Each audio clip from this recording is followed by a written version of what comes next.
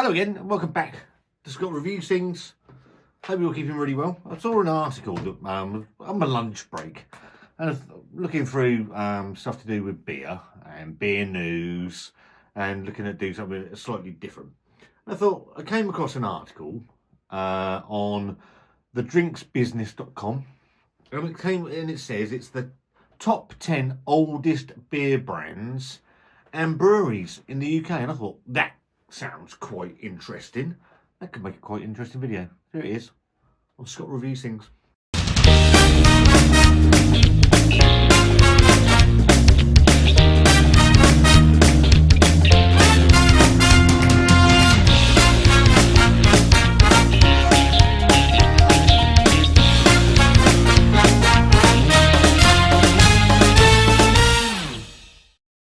Hello again and welcome back.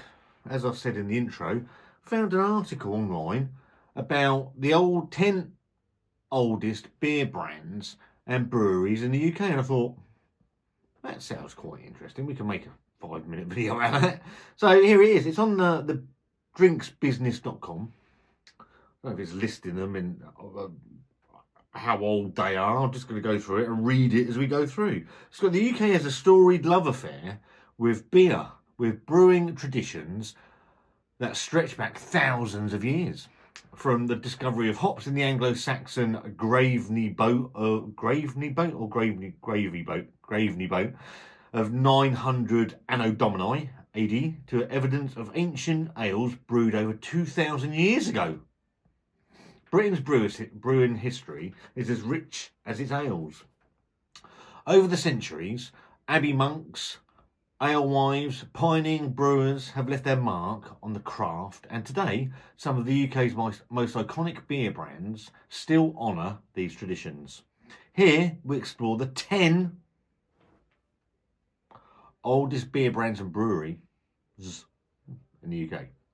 It's got Shepherd's Neame out of Faversham in Kent, founded in 1698 or 1570. So it's either or. Though Shepherd Neame's official history began in 1698 with Richard Marsh's purchase and establishment of the brewery, records show that its roots in brewing go back to at least 1570, when John Castlock owned and operated the import and export of beer out of 18 Court Street, where brewing has continued ever since. Now Britain's largest and of course oldest independent family brewery, Shepherd Neame is anything but old-fashioned.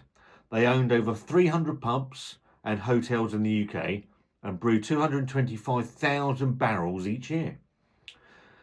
Their diverse portfolio continues to rack up some of the industry's most prestigious awards and accolades, including the Royal Warrant on their classic ale Spitfire.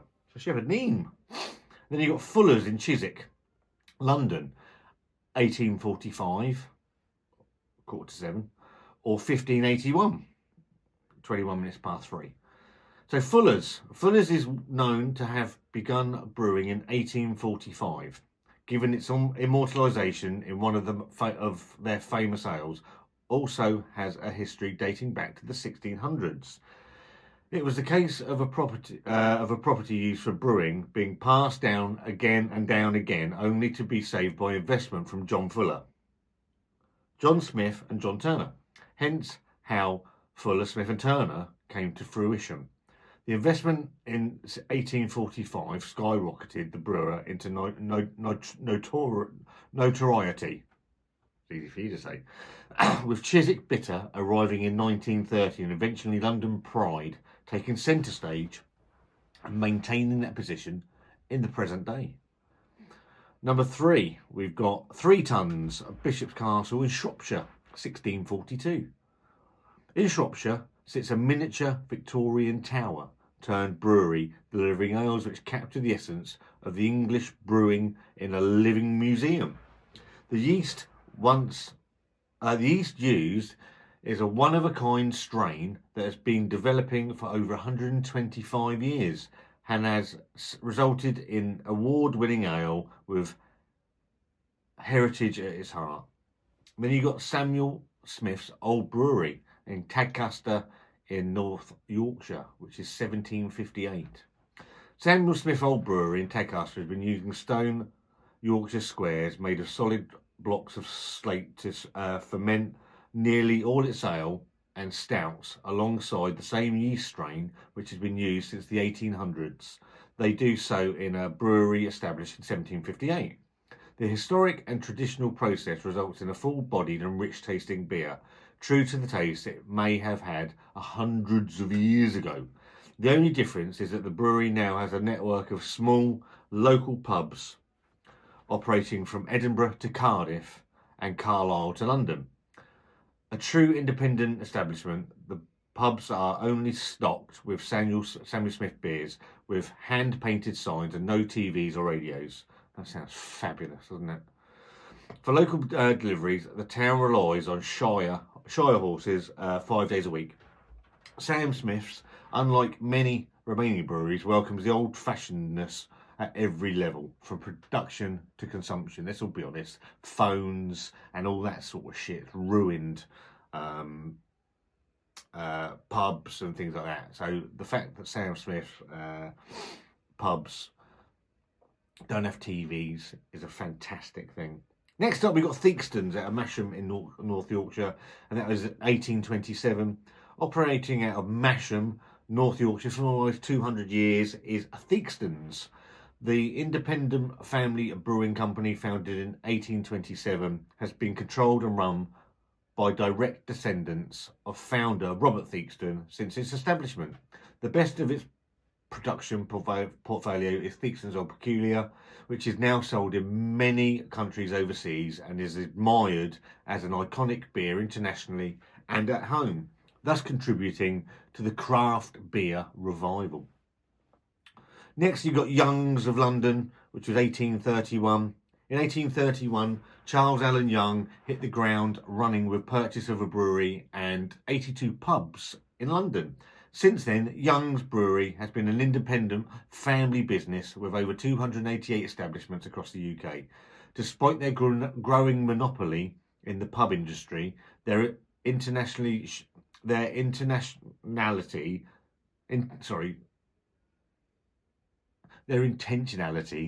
shines in their unique pub signs, each carefully designed to showcase the pub's significance.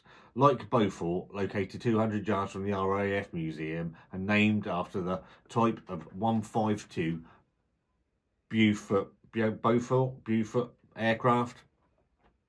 Next, you got Marstons in Burton-upon-Trent, 1834.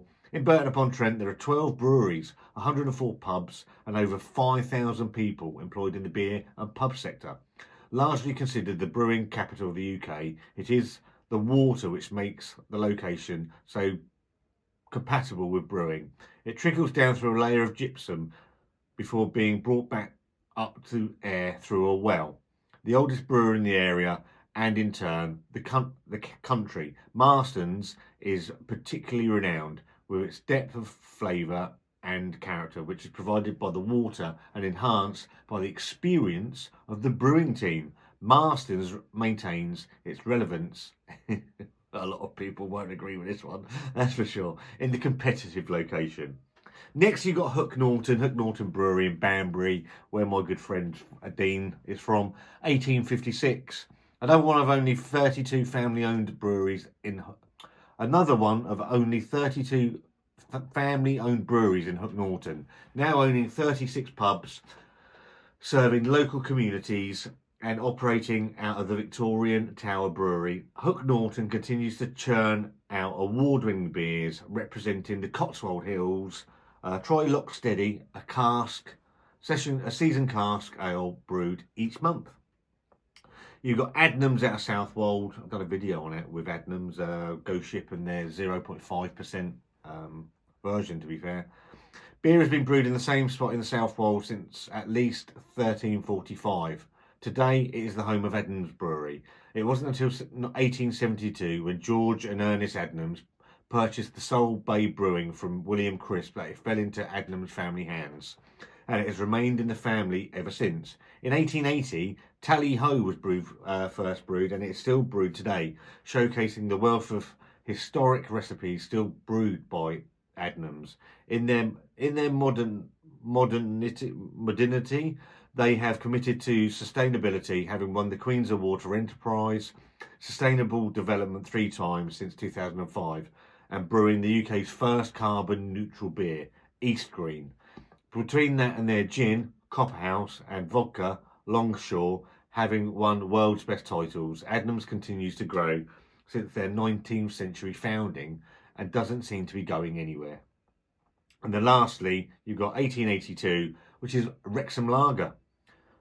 In 1882, 2 German immigrants set forth to brew lager in Wrexham. After trial and error and implementing the Bavarian method brewing, using naturally cold temperatures to ferment beer and ice banks to store it, German-born industrialists Robert Grasser took ownership by implementing mechanical refrigeration.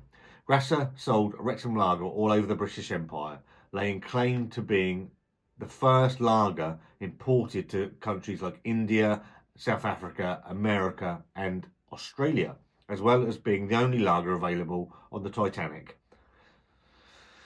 However, as time went on and lighter lagers became the norm, Wrexham was overshadowed, and in 2002 production ceased.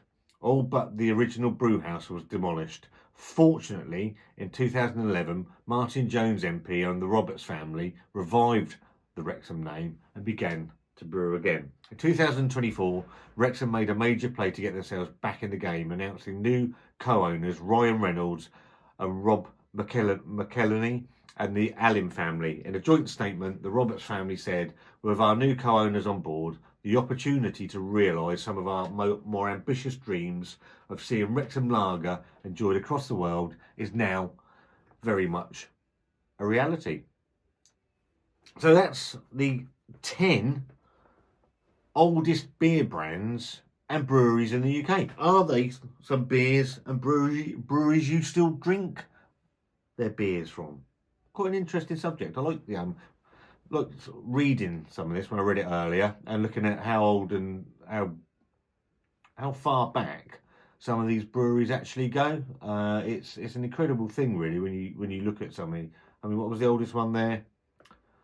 Shepherd Neame, 1698 or 1570. I mean, even while you're looking northwards of 400 or 300, 400 years. I mean, that is a hell of a long time when you think about it.